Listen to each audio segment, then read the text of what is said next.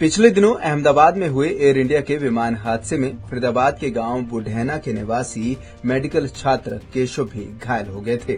केशव अब अपने घर पहुंच गए हैं। ऐसे में केशव ने उस खौफनाक मंजर की जो कहानी बताई है वह दिल दहला देने वाली है।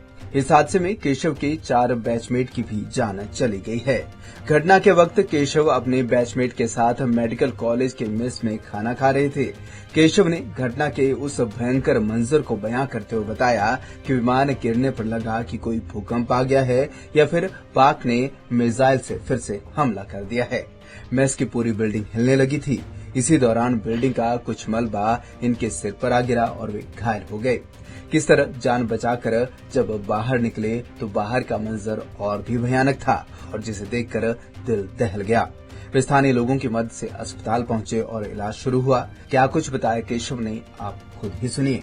सर हम लंच टाइम था, उस टाइम हम मेस में सारे लोग खाना खाने गए हुए थे। उसमें 1:30 बजे के करीब हम खाना लेके अपना बैठे थे टेबल्स पे। उसके बाद बताते हैं 1:40 पे यह दुर्घटना हुई। हमने खिड़की से देखा तो हमें पहले मिली सेकंड पहले हमें ऐसा लगा कि जैसे कोई तूफान आ रहा है, फिर हमें लगा भूकंप है और एकदम से हमारे ऊपर बिल्डिंग्स और जो सीलिंग और वॉल थी वो सारी हमारे ऊपर गिर गई। तो फिर वहाँ से निकलने में जो हमने मेहनत करी है सर, हमारे पैरों पे पिलर गिरे हुए थे, हम उसके नीचे एक तरीके से पूरी तरीके से दब गए थे। मेरे साथ के जो कलीग्स थे, मेरे साथ जो खाना खा रहे थे, वो भी पूरी तरीके से दब गए थे और वहाँ पे जो अंधकार एकदम से छा गया था उससे धूल मिट्टी की वजह से। और सर फिर बस तो वहाँ पे बचाव बचाव के शोर और वहाँ से निकलने के लिए फिर हमने मेहनत करी है। चारों तरफ किस तरह का माहौल था उस वक्त? सर चारों तरफ भगदड़, भीड़ और शोर का माहौल था सर। जो बच्चे थोड़े सही थे उनने वहाँ से एग्जिट का सोचा जल्दी से, कुछ लोगों ने हमें बचाने के लिए भी आए आगे।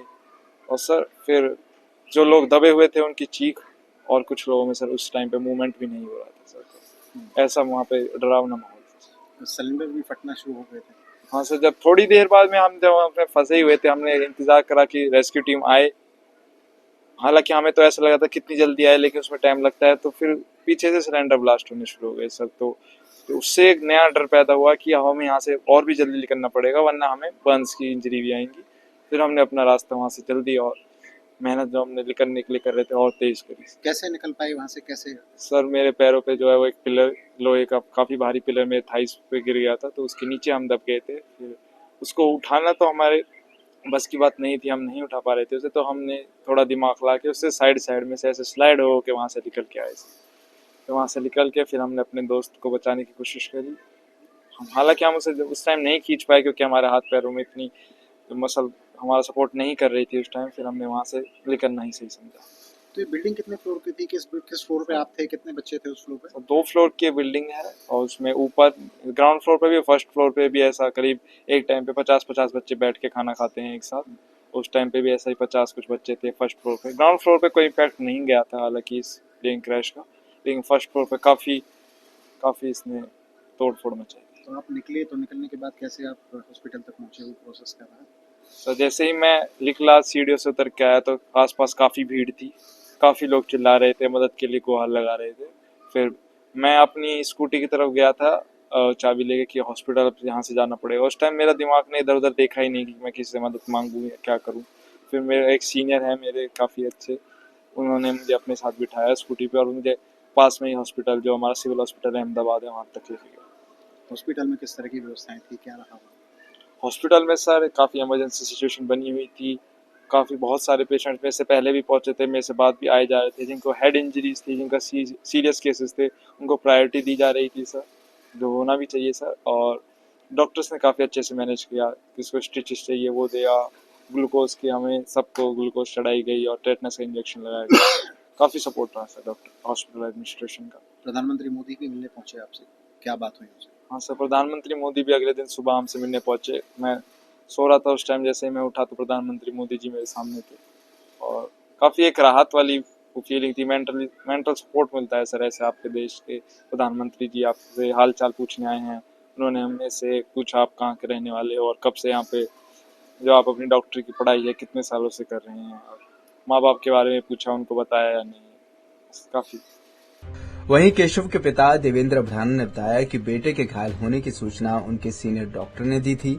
सूचना मिलते ही उनके पैरों तले जमीन खिसक गई और वे बेटे से मिलने के लिए अपने भाई के साथ दिल्ली एयरपोर्ट पहुंच गए, लेकिन फ्लाइट कैंसिल होने के कारण बस से अहमदाबाद के लिए रवाना हुए और फिर बेटे से मिलने के बाद राहत की सांस ली और अब अपने बेटे को लेकर वह गाँव आ गए हैं।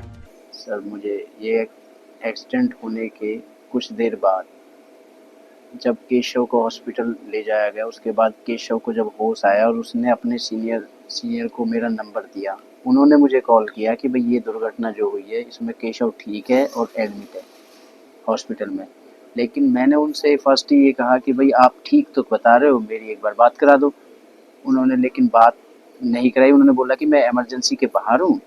तो इस बात से मुझे तसल्ली बिल्कुल भी नहीं हुई। फिर मैंने सीधे केशव का ही नंबर मिला ही रहा था मैं, वो बेल जा रही थी लेकिन कोई रिसीव नहीं कर रहा था, वो लॉस में था, तो उससे फिर तसल्ली नहीं हुई। मैंने फिर भी यहाँ से सीधा घर से गाड़ी ली, मैं और छोटा मेरा भाई है राजेंद्र, वो ड्राइविंग की और सीधे एयरपोर्ट के लिए निकल ली कि भाई हमें अहमदाबाद ही पहुँचना है, चाहे हमें कोई भी कुछ भी मिले। फिर हम सीधे एयरपोर्ट की तरफ निकले, तो एयरपोर्ट पे जाके देखा तो हमें फ़्लाइट नहीं मिली। तो उसके बाद एक दूसरा ऑप्शन था जो बस था। फिर हमने एक टिकट ली और बस में बैठ के अहमदाबाद के लिए निकल लिए। उसी दौरान केशव के ही एक सीनियर स्टूडेंट, उन्होंने वीडियो कॉल पे मेरी केशव के साथ वीडियो में बात कराई, जिससे मुझे थोड़ी ये तसल्ली हुई कि भाई केशव को इस दुनिया में है।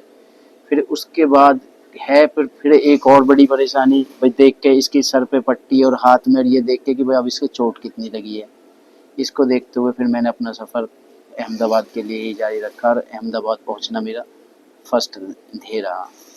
और इस दुर्घटना में जो इतनी बड़ी दुर्घटना है और 4 जो स्टूडेंट थे वो इसके साथ के गए हैं, उनके जो माता पिता है उनके साथ जो बड़ी क्षति हुई है, उसके बारे में सोचकर मैं भगवान से प्रार्थना करता हूँ कि भगवान उनकी बच्चों की आत्मा को शांति दे, तसल्ली उनको भी दे, उनके माँ बाप को, जिससे वो अपना आगे का जीवन उनकी दुखों के साथ, उनको मेहनत बहुत जीवन कष्टदायक है लेकिन वो जी सके। मेरी सबसे बात है कि उनके माँ बाप जो बच्चे गए ना उनके साथ तसल्ली रहे। बाकी केशव के लिए मैं भगवान से प्रार्थना करता हूँ और भगवान का धन्यवाद करता हूँ कि केशव मेरा ठीक है। प्रधानमंत्री मिलने पहुंचे थे जी, बातचीत की, क्या मन में आया उस वक्त? मैं उस टाइम बस में ही ट्रैवल था, फ़ोन पे बाकायदा न्यूज़ देख ही जा रहा था जब भी फ़ोन पे दिखा रहे थे। लेकिन जब फ़ोन पे न्यूज़ चल रही थी उसमें मोदी जी केशव के साथ बात कर रहे थे और बात में देखा कि केशव स्माइल के साथ मोदी जी से बात कर रहा है, तो मुझे थोड़ी तसल्ली रही और इससे मुझे लगा कि केशव ठीक है और मेरा जो रास्ता था वो थोड़ा आसान रहा। लेकिन फिर भी फर्स्ट रहा कि मैं पहुँचूँ और खुद देखूँ जाके कितनी चोट लगी।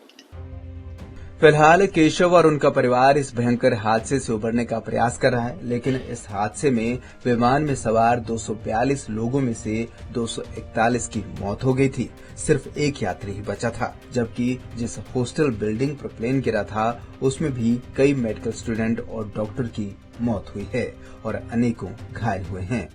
पंजाब केसरी टीवी के लिए फरीदाबाद से सुधीर शर्मा की रिपोर्ट।